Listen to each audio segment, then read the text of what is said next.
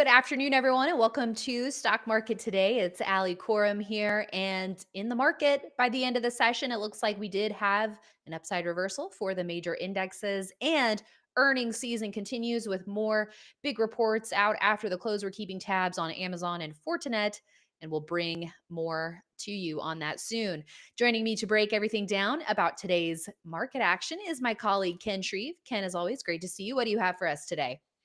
Yeah, another resilient performance for the market. Nasdaq and S&P 500 pair losses for the third straight session. So, got a couple of financial stocks I want to look at. Fiserv, which was added to leaderboard today. Also, Capital One, nice earnings report, holding gains after its earnings, and finally Broadcom. We haven't checked in on Broadcom in a little bit, but forming a good base here.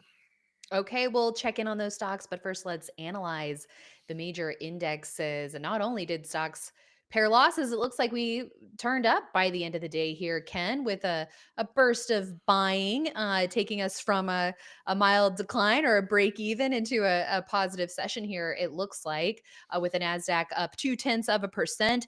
Meanwhile, the S&P 500 also getting a boost by the end of the day, up about 0.4%. But you're right, Ken. Most of the day, it seemed like it was going to be a quiet inside day, but we did get some buying throughout the day there. Meanwhile, the Dow up 0.7% on the day, so strong day in comparison from blue chips, and then outperforming the Russell 2000 back at a key level here. Ken, the Russell up 0.9% for the day. So, what do you make of the action here? Well, I think starting with the Dow Jones Industrial Average, I talked about it this morning on IBD Live. Probably the healthiest index at this point. This looks like pretty much a cup with handle base, like Mark Minervini noted this morning. So, blue chips continue to act well. You've got financial stocks that we're going to talk about in a little bit. Goldman Sachs, J.P. Morgan holding up very well in the Dow, as well as American Express. So, XLF in a nice setup here. So, maybe some questions about the AI trade and whether NVIDIA has any more left. But we do have a lot of financial stocks that are acting well, and XLF in a nice setup here. Yeah, financials looking really interesting. A lot of momentum as of late. Definitely starting with that retake of the 50-day line going back a couple of weeks, Ken. Okay, what can you tell me about the action for the S&P 500 today? Well, again, close off lows for the third straight session. Really nice, kind of a nice shakeout on Monday. It was a pretty harsh decline for the S&P 500, but managed to rally back to its 50-day line, and now we've extended those gains for a couple of sessions. So, again, as our senior market strategist Mike Webster pointed out earlier this morning, these indexes are not far from breakouts, and we'll see if it happens. But I think the S&P 500 is looking pretty strong here. The Nasdaq, also closed off lows for the third straight session. So yeah, I think the market's looking pretty good here. Seeing a lot of good action in individual stocks, and we've got this jobs report Friday, and everybody's worried. Oh, how is the market going to react to the jobs Right. report? And every time we think there's going to be a negative reaction, it just seems to shrug bad news off. And so we'll see. I mean, I think the jobs report Friday could be a market mover, and maybe that could be what fuels an Mhm. upside breakout here for the indexes. IWM, is probably the worst performing index, the Russell 2000, but this is not far, from breaking out of a downtrend here. So if it can, get back above that high from Friday, that would be compelling. So overall, I Right. think the market's looking pretty good here. We've been enjoying, really strong action in growth stocks. So overall, looks good. And we do know that small cap stocks are more interest rate sensitive. So, with that economic news out Friday, if investors digest, any sort of potential positioning that can be gleaned from upcoming steps that the Fed could take, who knows? We could see a move here in small caps, as you mentioned. Ken, could be a market moving jobs report there, because we do know, especially since mid December, we've been more back to that sensitive environment where investors sort of have these knee jerk reactions to any and all economic data, trying to sort of read the tea leaves in terms of what does it mean for the Fed. Yeah, well, I think we should look at zero TNX, which we do a lot on stock market today. But that was a pretty precipitous Yeah. drop in bond yields today. It was down about 9 basis points. We did get an ADP report, private payrolls that came in stronger than expected. So one thing that the market is pretty confident about is that the Fed is going to be really tight on their rate cuts. This year, the market is Mhm. expecting one, maybe two, but right now it's thinking there's going to be one rate cut for this year, and I think that's being shown in this 10-year Treasury yield. So break of support at the 50-day moving average. So we'll see what yields do after the jobs report, but the market tends to like falling Yeah, bond yields. So we'll see. exactly. And so do consumers. So, Yes, yeah. cheap money, cheap money. All right. Moving on, Ken. Let's go to FI. A standout in today's session in the financial sector, Fiserv up 7.2% and earnings breakout today. Yes, and we put it on the leaders list. We've been our exposure is about a little over 80% invested right now, but really like the way this breakout held throughout the day. You can look at the just look at an intraday chart here for Fiserv and see an initial strong move, a gap up, and then it just kind of held those gains, and Mhm. it is looking pretty good. So it joined as a new half position. Frank Bisignano is the former CEO here. He was tapped by President Trump to lead the Social Security Administration, and that hasn't officially happened yet, but it will. And so the new CEO at Fiserv is a gentleman named Michael Lyons, who was a very influential figure at PNC Financial. He was president there, ran a lot of the divisions. Before that, he was with Bank of America. So it seems like there's good pedigree with the new CEO at Fiserv. Nice earnings breakout today on better than expected earnings and revenue growth. So mentioned also early this morning that this stock had been a mainstay in our long-term leaders list because it has a very solid earning stability rank. So it's known for a good track record of earnings and revenue, and you see that earning stability rank of 2. This is on a scale of 1 to 99, with 1 being the best. So this is a stock with and you can see in the annual earnings, steady growth, and just a good fundamental powerhouse here, breaking out on earnings and a relative strength line shooting into new highs. So it checked a lot of boxes for us, and so we added it to leaderboard.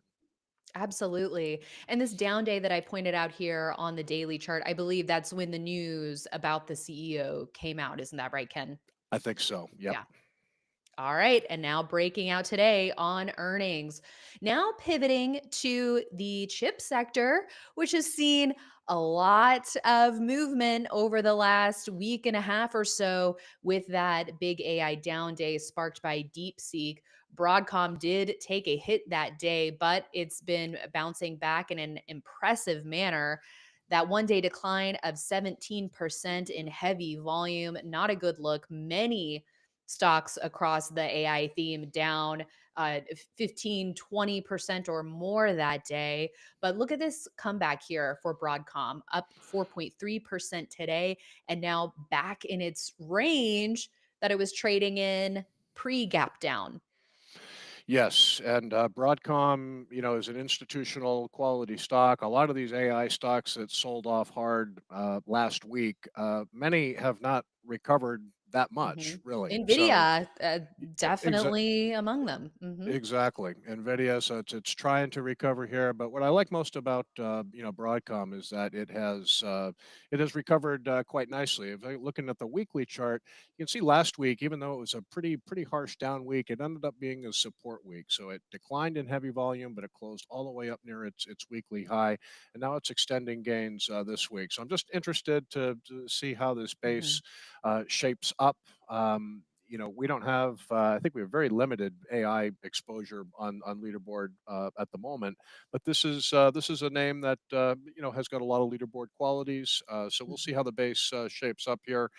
Yeah, I mean, it was a harsh down week last week, but again, it ended up being a support week, and rallying back with Mhm. some volume, accumulation distribution rating of B plus. So I think this name still looks good, and this is a mega cap stock, and look at the top line growth it is delivered in recent quarters. This is as big an AI chip designer as Nvidia, seeing strong demand. Mhm. So I think Broadcom is one to watch here, recovering pretty well.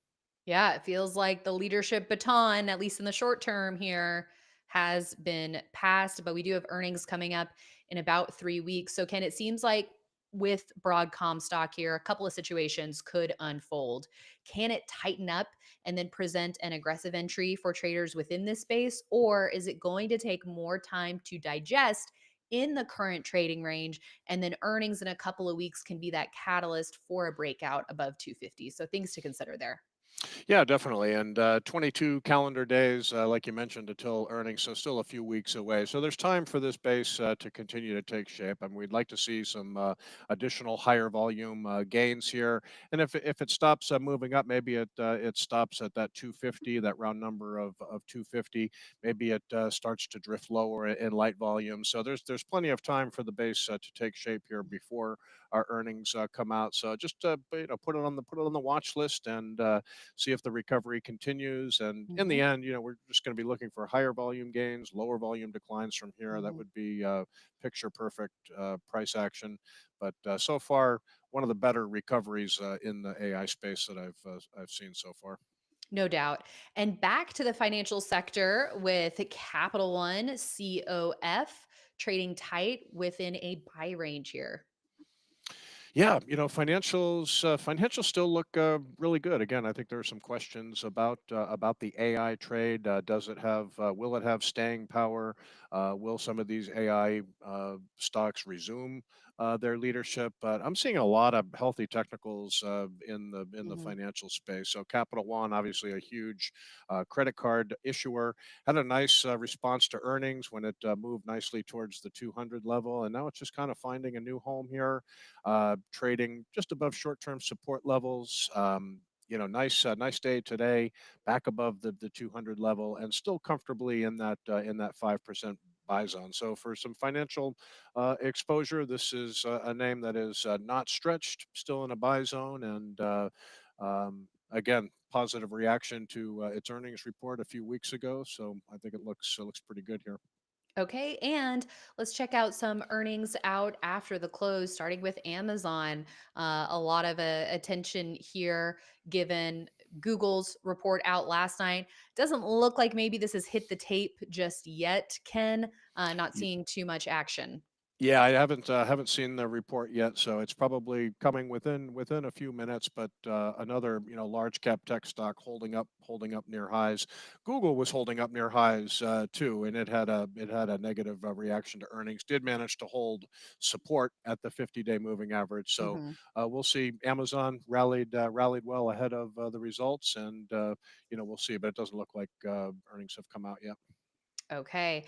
And it looks like, I mean, today's Wednesday. It looks like Amazon's coming out after the bell on Thursday. Oh, my mistake. My Maybe there was mistake. something else, but we It do was know Court It was ARM, ARM. are there another It was at A. yeah, Okay. ARM was after the close today. So thanks for straightening that out. But you can see ARM under some pressure here, kind of wide and loose, erratic price action ahead of the results. This is another AI chip designer, so we'll have to see what they're saying about AI demand. The stock under a little bit of pressure in the early going.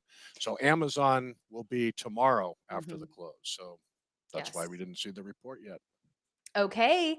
And we want to check in on Fortinet in the security software space. This one also Thursday, Also Ken. So you're reporting just third. you're Yeah. just so I was ready for the just a day Thursday ahead. earnings. Just a day ahead. So, but So, well, I'll one be did on with you tomorrow. So yeah, we'll talk we about do the those. Thursday A show. So we preview. have two names to Yeah. talk about for sure. Yeah. And Fortinet, I mean, perhaps there are some traders who have enough of a profit cushion here to hold into the report. But for others, it's decision time now. Hey, if the profit cushion is maybe less than 5%, you've got to make that decision. Is it too risky to hold into earnings? Really nice response to earnings by Fortinet the last time it reported, forming a good base here, and broke out ahead of earnings after finding support at the 50-day moving average. This is one of the leaders in the group, and what they say will probably move other stocks in the group. So Fortinet and Amazon tomorrow Yeah. after the close. All right. Looking forward to it. Thank you so much, Ken. As always, we appreciate it. My pleasure. And thanks everyone for tuning in. That is it from us for today, but we'll be back at 5 p.m. Eastern with Justin Nielsen. He has the weekly Investing with IBD podcast. This week, Justin is joined by Stock Traders Almanac founder, Jeffrey Hirsch. Well, not founder, he's son of the founder. He's the current head honcho over there at Stock Traders Almanac. And we always find it so fascinating his market cycle work that he's done, looking at historical precedents, seasonality, and presidential election cycles and what that means for current market conditions. And also, the old saying, as goes January, so goes the year. Well, he also has some work that he does. He calls it the trifecta, looking for three different factors in January. How did they play out? And could that be foretelling a good year or a not so good year? Well, you'll have to tune into the podcast to find out live on our YouTube channel at 5 p.m. Eastern today. So, Justin, we'll see you there. And we'll see you back tomorrow morning on IBD Live for all the latest stock market news and analysis starting 10 minutes before the opening bell. We'll see you there. Thanks so much for watching, everyone.